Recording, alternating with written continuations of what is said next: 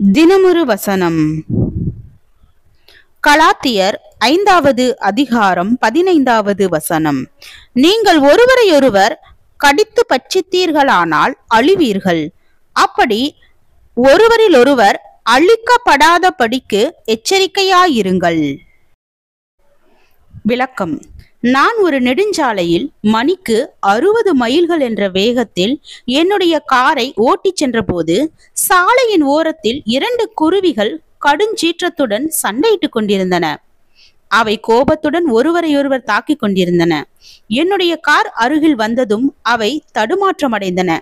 அந்த குருவிகள் இரண்டும் ஒன்றாக சேர்ந்து திசை தெரியாமல் என்னுடைய காரின் முன் சிறகடித்து பறந்தன. அவை வேகமாக என்னுடைய காரின் மீது மோதி காயமடைந்ததன் காரணமாக சில துளிகள் இரத்தமும் சில சிறகுகளும் கீழே விழுந்ததை நான் பார்த்தேன்.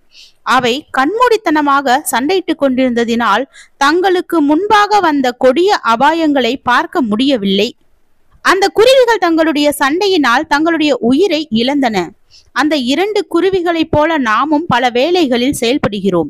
ஒரு சண்டையில் எவரும் ஜெயிப்பதில்லை என்பதை நாம் உணர தவறுகிறோம். சண்டையிடுகிற இருவரும் தோல்வியடைகிறார்கள்.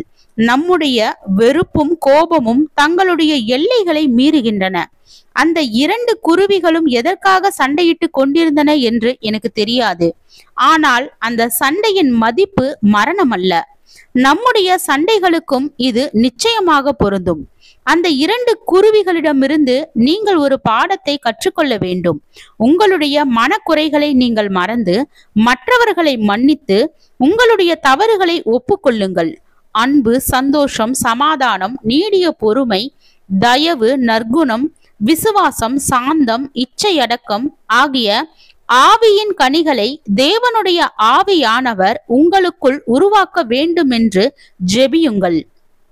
நீங்கள் சண்டையிடுவதற்கான உணர்வை பெறும்போது சாலையோரத்தில் உயிரில்லாமல் கிடக்கும் அந்த 2 குருவிகளை நினைவில் கொள்ளுங்கள்.